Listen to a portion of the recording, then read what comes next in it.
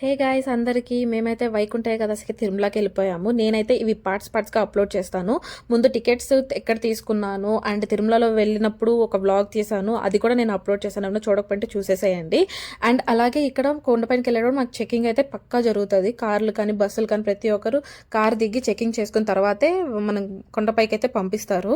So మాకు car అయితే checking చేసేయడానికి అక్కడ అన్న వాళ్ళు కార్ చెకింగ్ చేయించుకొని వస్తున్నారు. మేమైతే దిగేసి ఇంకా మమ్మల్ని కూడా చెక్ చేస్తారు కదా, చెక్ చేసిన తర్వాత ఇంకా కొన్ని పిక్స్ అయితే తీసేసుకొని ఇంకా వెళ్ళే రూట్లో మనకి వినాయకుడి గుడి అయితే ఒకటైతే ఎదురుపడుతుంది.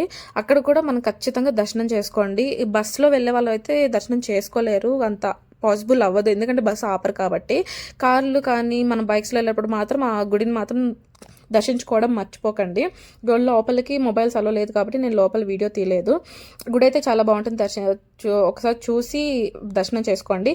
అండ్ అలాగే మాకు దర్శనం అయిపోయింది. మాకు మొబైల్స్ అలో లేదు కాబట్టి ఎవరికి కూడా, సో మొబైల్స్ అన్ని కార్లో పెట్టేశాము. తర్వాత దర్శనం అయిపోయిన తర్వాత నాకు సింధూరం అని తీసుకోవాలని ఇది తీసుకున్నాను. సింధూరం పెట్టుకోవడానికి బాగుంటుంది కదా అక్కడ కొండపైనది, అందుకని అది తీసుకున్నాను. ఇంకా కర్పూరము టెంకాయ కొట్టుకున్నాము.